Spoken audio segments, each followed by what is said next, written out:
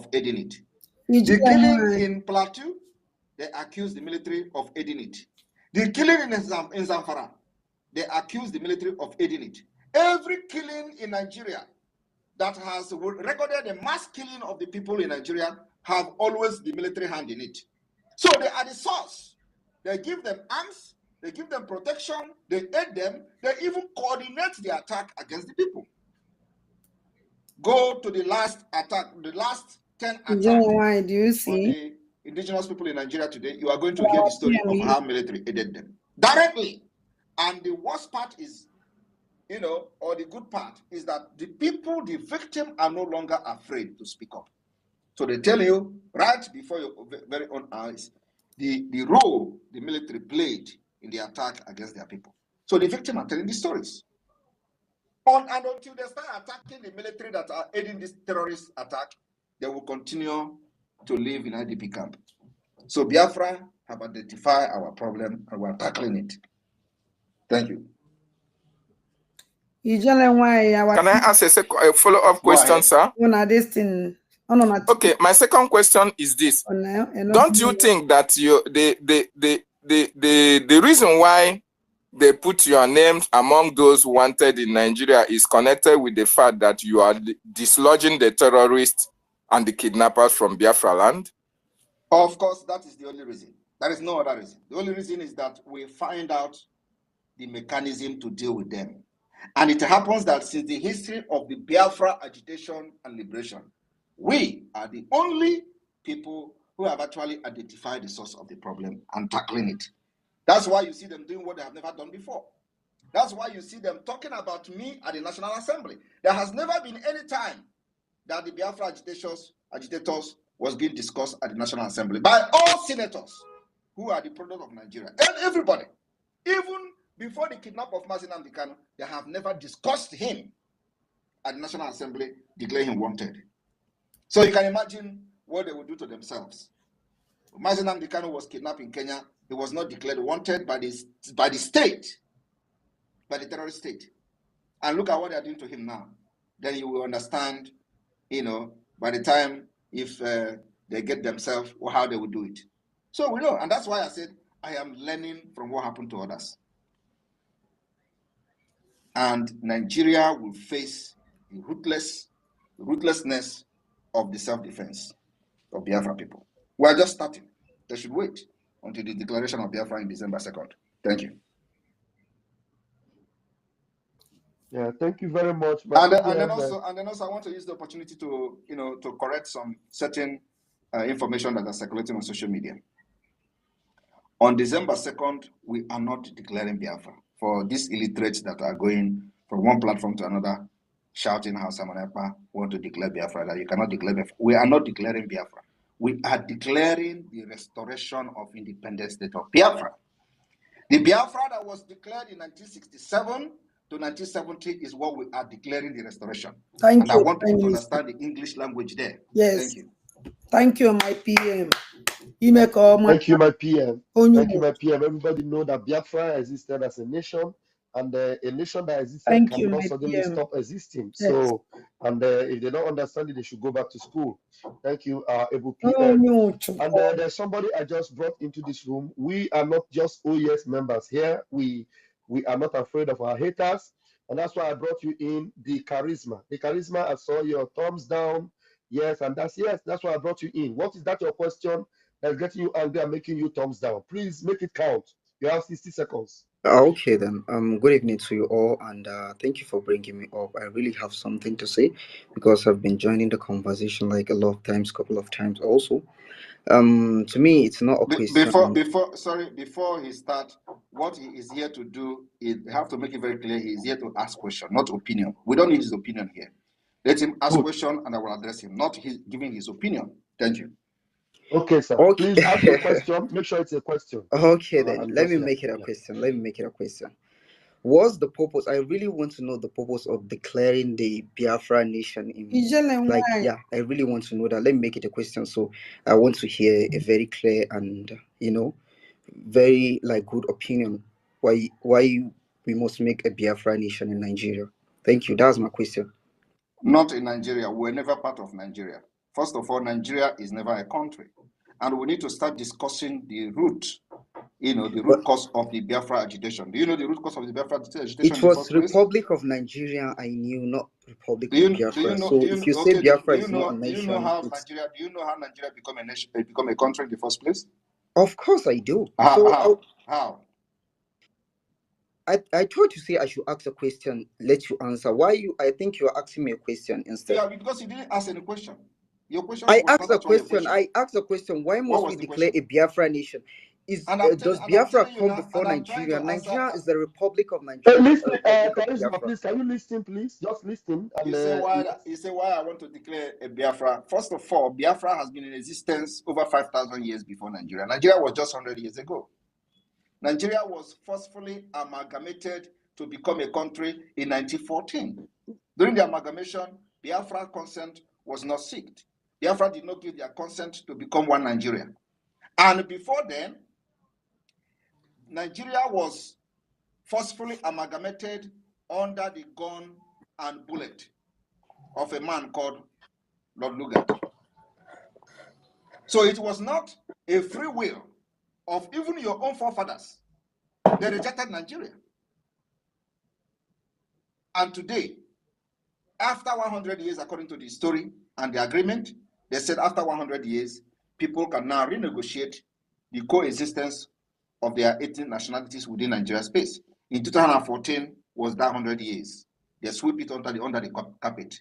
And that was the reason why we say we are not going to continue this particular union that has never favored us, the union that will never allow us to excel, to compete innovatively among other nations, the union that doesn't allow our women to have good hospital, the union that does not give, that is eradicating innovation and bringing tsunami, the union that does not allow our people to go to school and learn how to compete internationally, the union that has not given security only to supervise the death of millions of Biafrans, the union that have never brought anything on the table other than death of many nationalities. This is the union we don't want to be part of. That is the reason for Biafra declaration.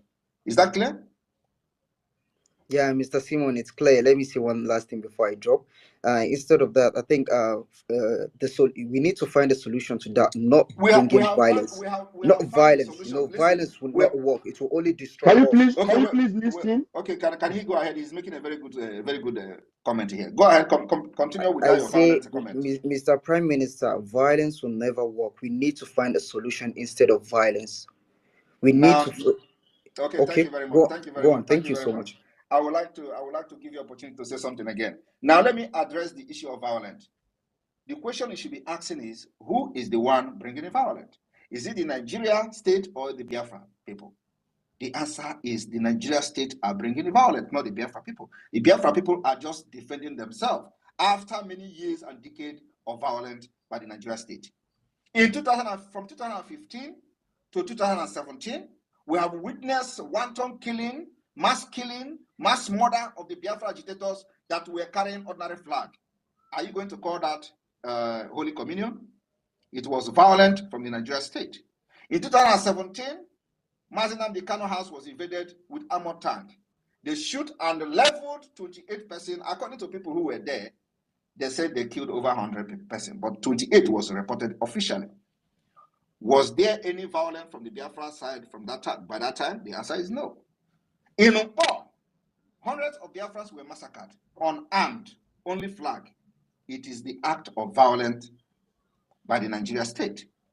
In Aba, 150 was reported by Amnesty International in a playground, in a playing or playground in school where they gathered and was chanting and singing music. The security agent of Nigeria invaded that school, killed 150 on the spot. Now, after this series of killing, I came on board. I said, I will not be part of the Biafra agitation where people will follow me and then they will get killed and I will shout and nobody listening to me. And what I'm going to do is I will activate the internationally recognized self-defense of the Biafra people. Under international law, we begin to provide the same equal measures of force that they are using to kill them. If they come with AK-47, we'll make sure that Biafra have AK-47 to defend themselves. If they come with GPMG, we made sure that Biafra have GPMG to defend themselves. And that's what is going on today. So who is the one who brought the violence? Is it us, who have been killed in numbers and decided to defend ourselves? Or the government, who have been killing even those who have nothing to do with Biafra, they kill them. Children, they kill them. I want you to go and reflect on this. Who are the ones who brought insecurity or violence in the eastern region of Nigeria? It is the Nigerian government, not us. We are only as a result of the attack against our people, and we defend ourselves. And today, we will not only defend, we will also embark on offensive very soon, because the best defense is to attack. We have seen that they are not going to let us be. We have seen that their plan is to exterminate Biafra people. So we will start to make life very uncomfortable by the delegitimization process we are already going. So we are going to start visiting them very soon. It is not just about to keep going and start waiting for when they come to kill us. We defend ourselves. No, we will make sure they leave our land. We are now in real business to liberate Biafra. It's no longer the time they will kill and will shout on social media. Nobody listens to us. So my brother, that is what is going on. We are defending ourselves against the violence of Nigeria state. Thank you. Thank you so much. Thank you very much. Would you say now? Let me ask you a question, because before you were, you came as, but you are talking reasonably. So what I said now, was it a lie on the attack on Biafra? Mr. Minister, what you say to me right now is well detailed and it's understandable also. Actually, you were defending yourself, which is quite something reasonable to do. But I know. The side of your story. I just asked you. I want an exact, a very good answer. Okay. Do you think that what I said was lies?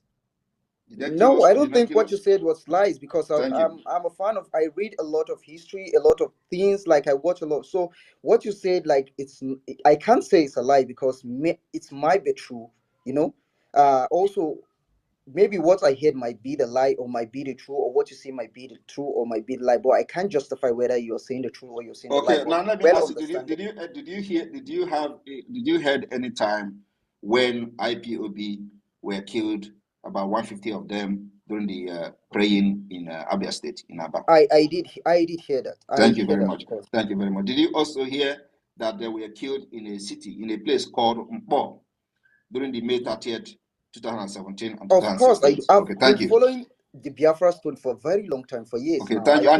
And you agree with me that in all those killings, there has never been any consequences on the Nigeria side? That's true. I agree with that. Okay, so now that is where the consequences have started. So don't see it as we are the one bringing violence. We are ready for peaceful discussion to exit. And diplomacy, for the diplomacy, we are also following it diplomatically. And that's why we have government in exile.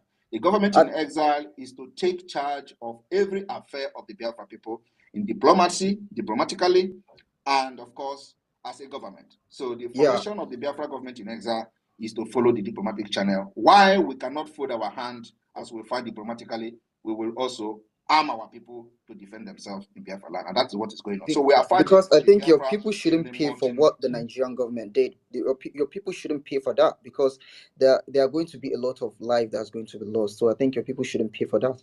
Exactly. That's what we are trying as much as possible to minimize casualties. But it is the same Nigeria state that comes to bond market, burn the houses of innocent people who has nothing to do with the Biafra movement. And because when they lose, Nigerian army are not trained to be army. They are nomadic army. They are the people, the definition of terrorism. Because the terrorism is when you use fear, install fear on people not to rise up against you, use fear to acquire or get what you want. That is the definition of terrorism. And that's exactly what they do. So today they have been able to, put fear, install fear in many people that nobody can actually speak against them in Nigeria. And this is a democracy. A democratic country where military are having checkpoints everywhere. In the entire Biafra land, you have more than 60 checkpoints from one state to another. Is that a democracy? The answer is no. So they are creating this fear using terrorism, and we are engaging them. And we just started. It's just less than 1 year. They are crying and seeking for help internationally. We are dealing with them, including the mercenaries they bring to our land. They have all been decimated. Well, ask question. Thank you. Thank you so much. Yeah, thank you very much, Charisma. Thank you for being very, very, gentle with your question and very reasonable. And you need to go and look for some of those videos. We have evidences and we have videos. There is a clear video that is out there where you will see this Fulani army, Nigerian Janjaweed army, shooting directly into houses. They were shooting and they were Please, I would killing. like to see because I haven't seen any. You haven't seen this? Okay, no problem. If you can just DM me on my DM, I will give you link to all these videos. You're going to see them all for yourself, and then you will pass this message across and know that we are not the ones that are looking for trouble. We just want to defend ourselves and then live in peace. Thank you very much, and Chuko Kadama, bless you. Thank you. All right, we'll move ahead, and the question should come now from Brother Don. Brother Don, please unmute yourself and bring your question. Yeah. Good evening, ladies and gentlemen. Good evening, my PM, the guy that is doing it the best way ever. I just want to a question really, but not quite a question because there are no question I can ask to PM that really that he has already covered everything he's doing. He's doing it by the template. I want to help this brother now that asked question about Nigeria and one thing. Please, there is one thing people don't know. If you go and use artificial intelligence, AI, or chat GPT, ask about Nigeria, ask about Biafra, it will give you, because it said you don't know about these things, it will bring out everything you want. It will even tell you about the man PM and the man, our leader, Mazi Nnamdi Kanu. You're talking about evidence about killing people. These people, me standing here, these people killed my father in Barikin Ladi. So if I rise up today and said I'm defending my own people, you said, why? Say, we didn't take any violence to them.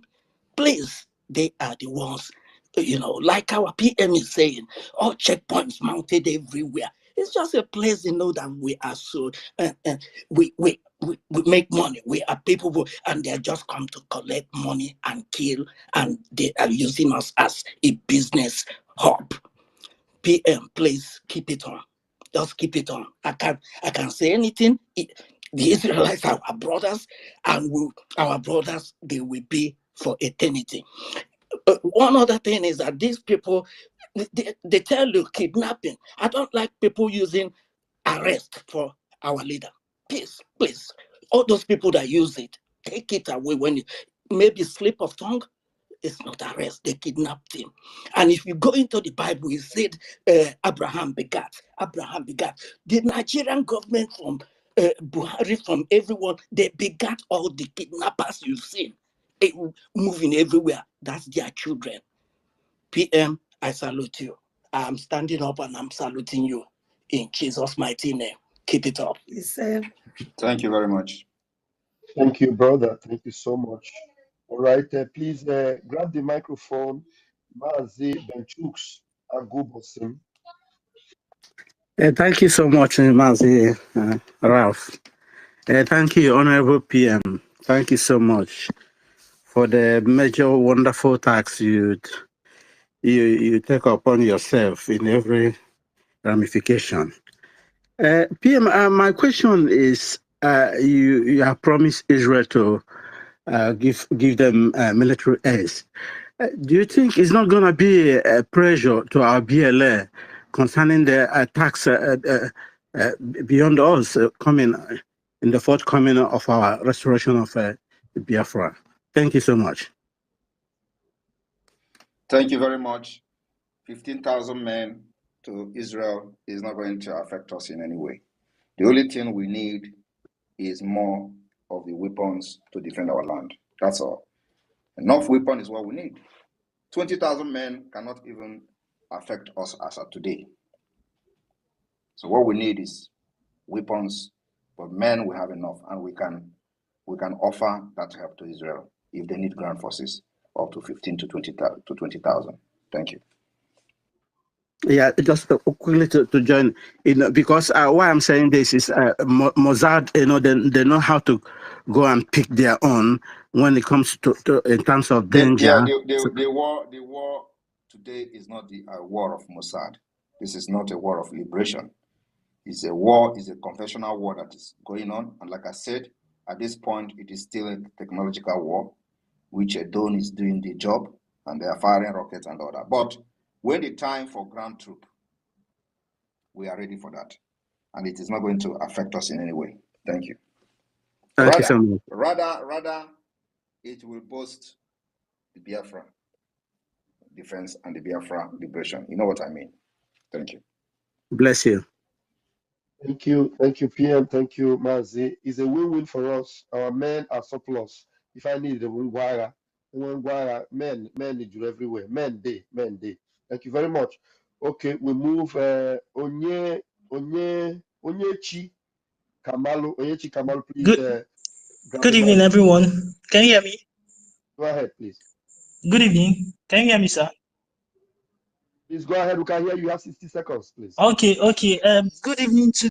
All right, wonderful people. Welcome back to this wonderful channel where we'll bring you back-to-back updates and information as the hot. In case it's your first time of joining us on this wonderful channel, kindly go ahead and subscribe, like, comment, share, and also remember to on your notification button so that whenever our news drop, you go be the first. We'll collect them. Mbamba. As it be for the obodo for Niger, the matter will be say it concern Mazi Nnamdi Kanu Ohamadike, one of Ndigbo as it be. From the way we they see look of things, it be like say the current president of NIG Ndi Obodo Mano has entered into Wahala. Because looking at Mazi Nnamdi Kanu's citation during his last court appearance, everybody was marveled, even the barristers, the legal counsel, sons, judges who were by Mazi Nnamdi Kanu's side.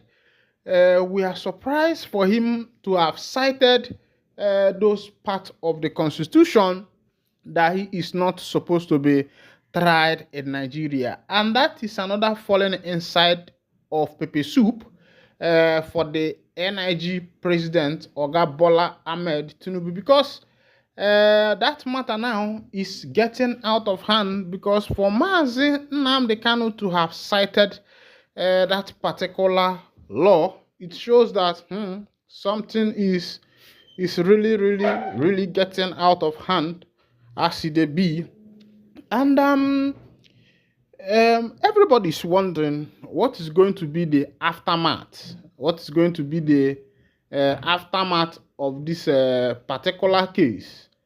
And by the look of things, my brother, I will tell you that the NIG government is in hot pepper soup.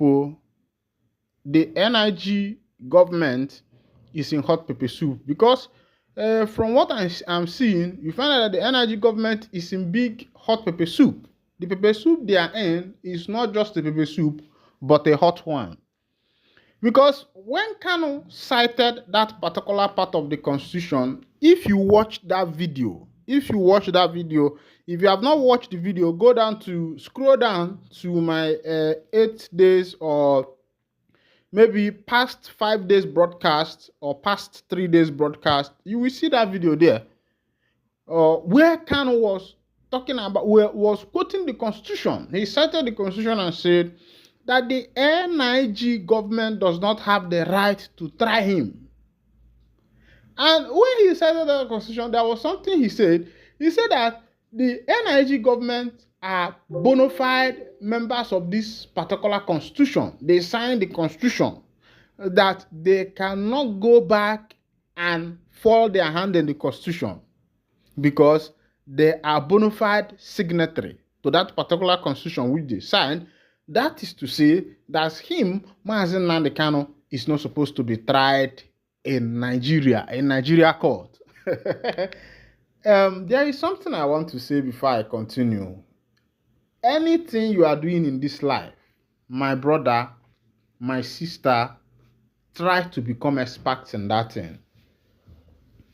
Whatever you are doing, You can be a mechanic, you can be a vulcanizer, you can be a welder, you can be a lawyer, you can be a politician. Is not even an occupation, because you can be anything. You can be an architect. But the main thing is that whatever you find yourself doing, make sure that you are the best in that thing.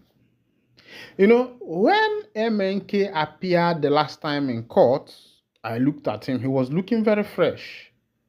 He was not looking like someone that is in prison. At least he's looking fresh. He's not looking like someone that is in custody. And he still came out with his Fendi. Now, if MNK is not educated enough, if he's not well read, how will he be able to defend himself? Did you see that MNK's 2 words have covered everything that the lawyers, we are trying to find out in the past 4 years, or in the past 2 years of this particular case, past 3 years now? MNK in one day quoted everything. It is good that whatever you are doing, try and become best in that particular thing. Meanwhile, let's go to another information as it hot. Police don't uncover plans to unleash mayhem in Kanu. There has been a lot of katakata recently in Kano State due to the issue of emir, and it looks as if this emir and monarchia traditional stuff of a thing, Igwe of a thing, the politicians has put hand into it. Yes, the politicians have decided to take over people's tradition in Africa in order to be able to control the people, because the present government may want to install their own emir, someone who favors them. The past government also removed the past emir and installed someone who favors them, because they want to have an upper hand of politics in that particular locality. That is what is happening. It happened in Imo State 2008, Dan, during the time of Rocha Sokorocha, where the government allowed a particular number of people to form an autonomous community of their own, and that was what affected Imo State. That particular system of traditional ruling or government at the locality destroyed a lot of things, because Ndi Igbo has their tradition. Ndi Igbo has their sacredness, likewise every other tribe. And when you desecrate this particular sacredness, what uphold the people, what the people are known for, you destroy the people, you destroy the ground, you destroy the foundation, the structure that the ancestors have laid, of which you know that this particular structure tradition has gathered the people for a number of years, for a long time, for a number of years. It has gathered the people for a number of years. And now you see politicians coming just all of a sudden to destroy whatever that has been built. Let's go down to what is particularly happening now in Kano State.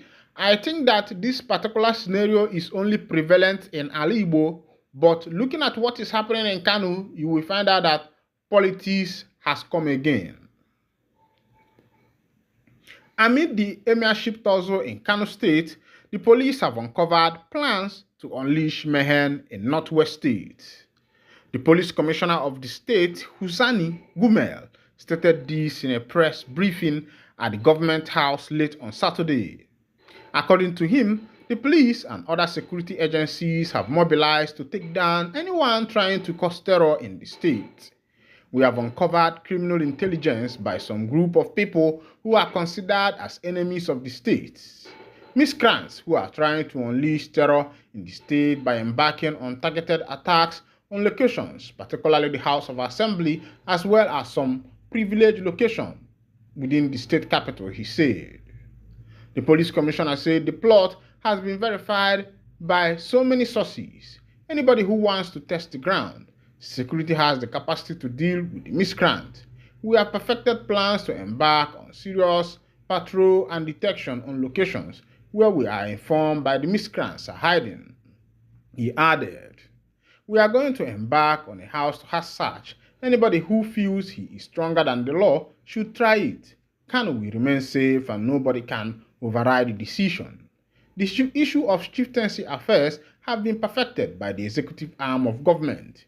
We are standing by the law and we are strictly going to enforce the existing law, he added. Governor Abba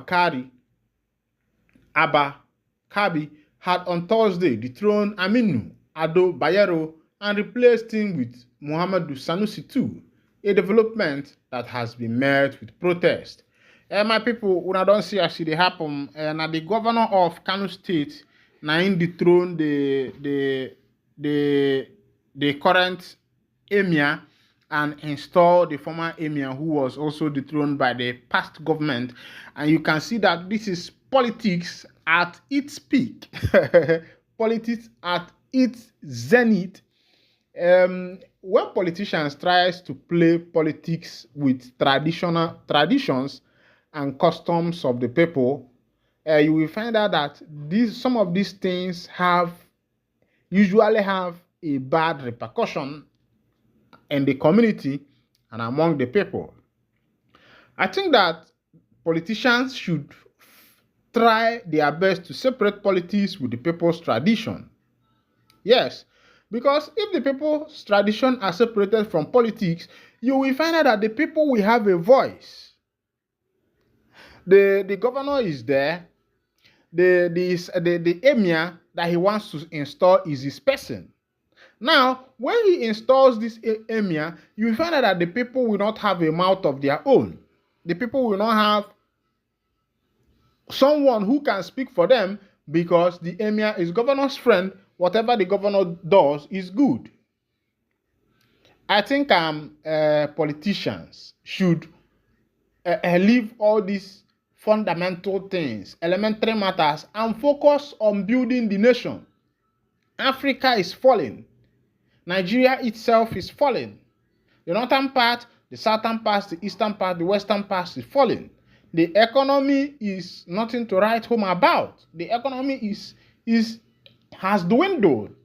It has gone down, and the government has decided not to look into some of these things. What they are looking into is installing and removing of emir, and also ways of making sure that they oppress the people more and more.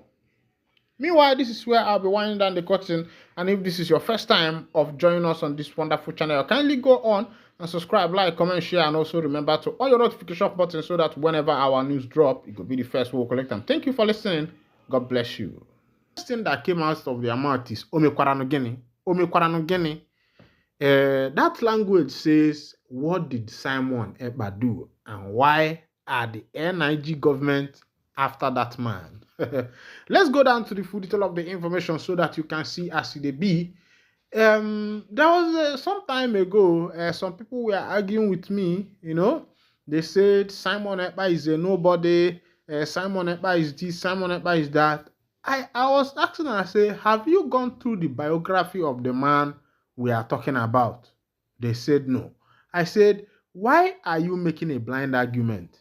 Because for you to discuss about somebody, you must have done an underground check, research, search about the person before you start talking. Meanwhile, for the benefit of doubt, I want us to just look at Master Simon Ekpa. This is according to the information Wikipedia 2023, says that Simon Ekpa was born on March 1985, aged 39, from Ohuku, Ebonyi State, Nigeria. Citizenship, Finnish. He's a citizen of Finland. That's the citizenship. We'll make una dey hear am.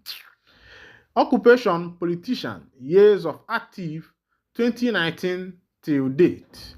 Organizations, Biafra Republic Government in Exile, Biafra Liberation Army. These are two organizations he has.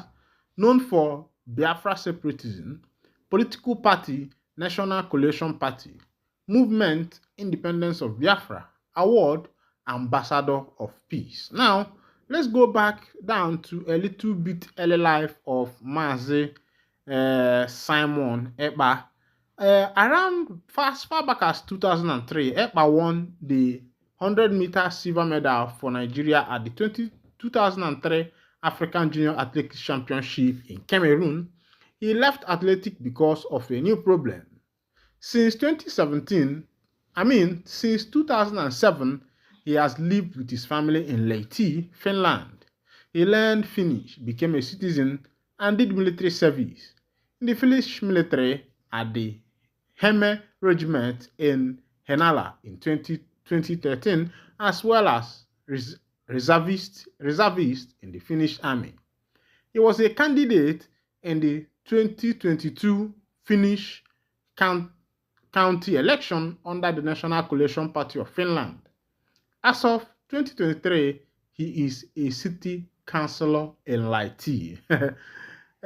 Make una dey see the kind of man that some people open their mouth and said, that man is nothing, that man is that. Meanwhile, make I cut it short on this side because ndị be anyị si na na-ama atụ ife nwa dị gịnị ọ dị ka ọ dị n'olu. Other information, Kepu don dey land for Ebonyi State, where they have big clash between the men of the NIG police combined team and some unknown men, but some information don dey leak say na the BLA boys na then carry that woto go give NIG them boys, and as it dey be. But the main thing where we say it happened for that place, we say some people collected woto. As it dey be, another information just dropped that Kano's judicial saga IPOB demands state of emergency in judicial sector. Say Tela. They say IPOB don't demand state of emergency for this judicial sector in order to be able to give Mazi Nnamdi Kanu Ohamadike one of Ndigbo justice. And my question is, many prominent people in Nigeria, I'm not in any way saying that Mazi Nnamdi Kanu is not prominent. He is a prominent Igbo man, a promising child of Ndigbo. But what I'm trying to say that the people in power now, look at what is happening in Kanu, whereby Emir of Kanu, the former Emir, was removed during the government of Buhari and presently replaced him with another one. As it be, presently the government of Tinubu and the government of Kaba in Kano State have also dethroned the present Emir and has installed Sanusi back. Let me take you to what the IPOB members are saying. They say that there should be a state of emergency in judicial sector because of Mazi Nnamdi Kanu. As the news goes, dissatisfied with the Nigerian judicial system, indigenous people of Biafra, IPOB, on Monday demanded from the Chief Justice of Nigeria, Honorable Justice Olukoyade Ariwola, a state of emergency in judicial sector.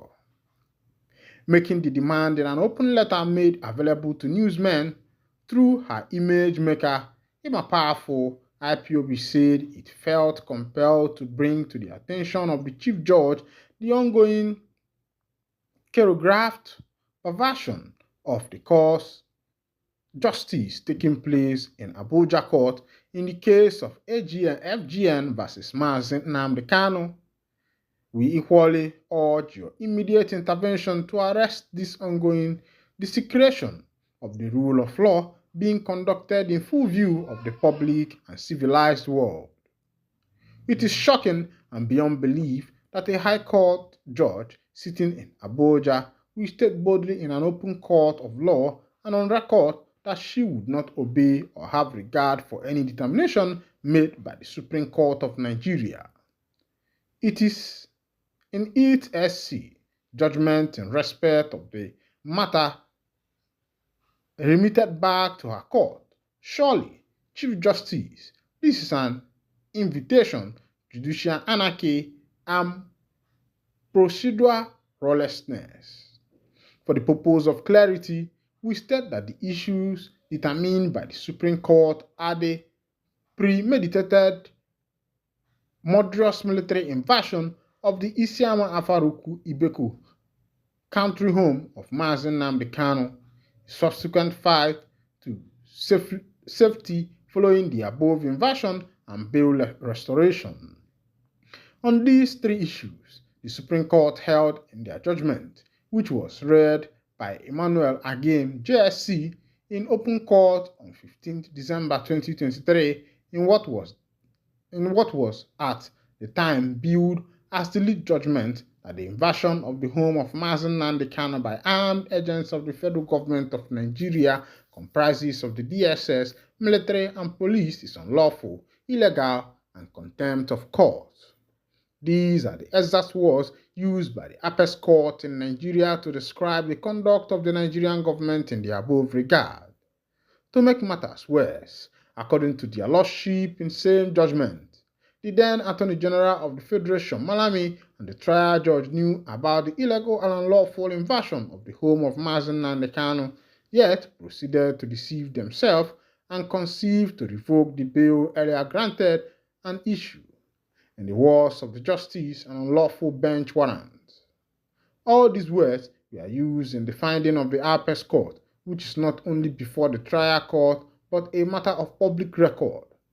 Before your retirement, there is an urgent need for you to declare a state of emergency in judicial sector.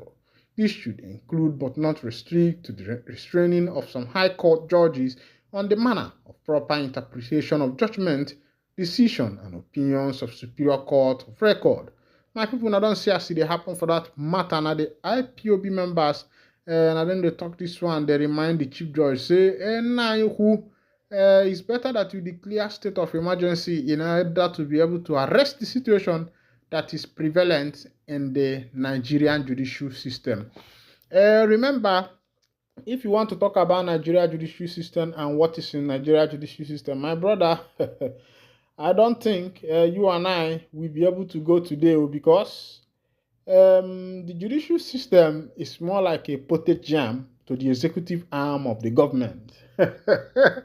If I should put it this way, that the judicial system of the NIG government is more like a pottage yam to the executive arm, because all the offices, the highest office in the judicial is by appointment. Meanwhile, another section, I will tell you why these people are pottage in the hand of the executive, because we are told in government in school that the reason for the arms of government is for check and balances. It is for check and balances. I don't know if you're getting the point. It is for checks and balances. Meanwhile, but when it comes to this country as it be, you find out that there is nothing like checks and balances. Everybody is God for themselves. And if you're a president or you're a governor, you lord every other person. Thank you for listening, my people. God bless you.